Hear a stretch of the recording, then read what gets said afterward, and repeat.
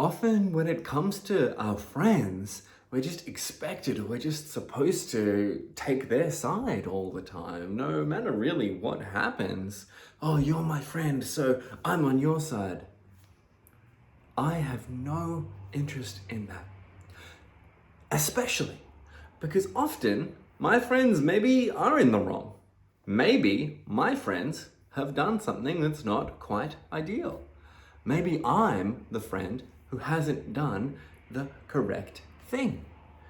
And I know that I personally want my friends, the people in my friendship group, I want them to call me out.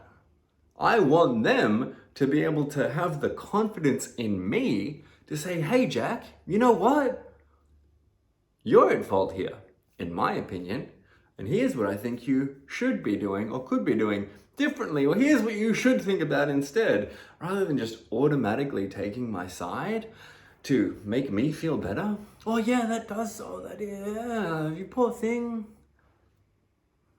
Sometimes I might crave that, but very rarely is it actually really in my interest. And why am I talking about this? Recently, I've been hanging out with a new friend group. I really don't know them that well at all, but they seem kind of cool and we're hanging out a bit. Bunch of just regular Aussie dudes. And we were hanging out as a group, 5 or 6 of us, and someone outside of the group did something, said something, and that one of the people in the group didn't really like, took offense to it. And then that initial person just left. They were gone. But the person who was spoken to, he just kept going on and on about it. He kept carrying it with him and really letting it affect him. Like, oh my God, I can't believe you said that. And what the hell is that? I was like, yeah. And he just kept going. And I made it pretty clear that I didn't care, that I wasn't interested in continuing to talk about this, but he clearly was. And part of the reason that he kept wanting to talk about it is because I wasn't giving him the response that he was looking for, which was, yeah, man, yeah, that is bad for you. That does suck. You see, he was looking for the validation to the part of his ego that wanted to identify with being a victim. I have no interest in helping my friends identify with being a victim. That's the last thing that I'm ever going to do to anyone that I care about, even if it might make them feel kind of validated in the victimness they're already trying to embrace. I ain't doing that. So instead, with this group of people I really don't know, I said something like, hey man, can you do something for me real quick? I can see this is really affecting you. Just, could you please take a deep breath in, smile, and let it out, and see what that changes. Now, he had no interest in doing this, and was like, oh, why should I, what are you doing? Why can't you just back me up, man? I don't care. Because here's the thing, in that moment, this gentleman, he was the one being affected by the event. The other guy had buggered off. The other guy didn't care. It was over. It was done. And so the only one continuing to be affected was this dude. And he, because of him being in that shitty demeanor, was making that my problem and making my experience of the whole interaction worse. So I wanted that to go away. And he wasn't interested in that. He wanted to complain more and identify with that more and more. I've made that point already. And so here's the thing. When he wasn't interested in doing something that might make him feel better, then why should I be the one who has to suffer his demeanor because he's not the one willing? If he's interested in making changes, if any friend in my life is trying to make changes and improve things, I have all the patience and the time in the world for them. But if they're not making changes and they're trying to complain about something they could easily fix, I have no interest in that either. So I said to him something like, mate, the only one being affected by this right now is you. So even though that guy did do the wrong thing and did do the wrong thing by you, the fact that you're the only one continuing to be affected means the only person in this whole situation that I'm judging and losing respect for is you.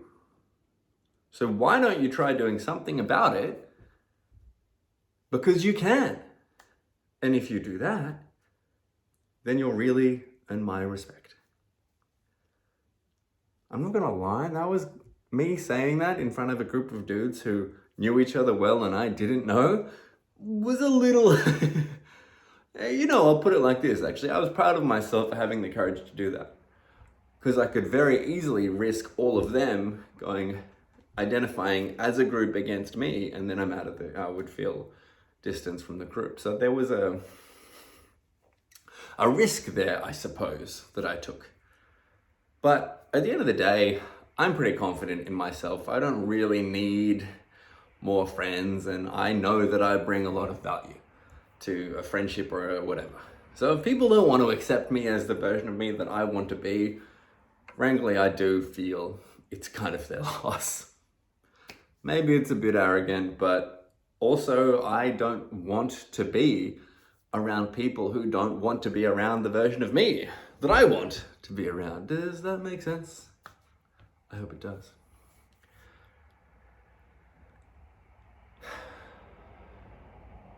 Now that was a bit of a rant, in a way.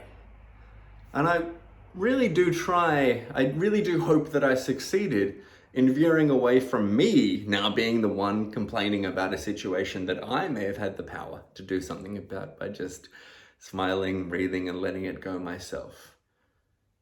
Because I can and have generally done that, but there is something valuable in this that I wanted to share.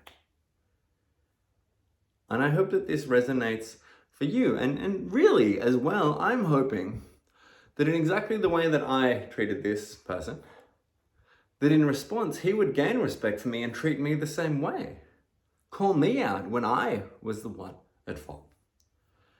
And if I do that and he does that back to me, then we'll all raise and lift together. And so really what I'm trying to get at here is me giving an example of the relationships and the social expectations that I have in my life around me, and trying to share that with you so that you can consider your friendship group, your circle, your family, your colleagues at work perhaps, the people that you are engaging with all the time. What of their crap are you putting up with? I'm telling you, you don't have to. You just absolutely, as a fact, do not have to deal with their crap. Maybe this helps you. Maybe some of the language that I've used in this video today gives you some tools or some different ways to think or some words to use to help you, maybe not challenge, but approach the relationship in a different way. And it's with that intention that I share this with you today. And I hope, and I presume that if you made it this far into the video, that it has had an impact or some purpose or use. So thank you truly for your time and your interest in what I have to say. I hope that it helps and serves you so well. Thank you again. If you're new to the channel, my name is Jack, and I make a new video every single day.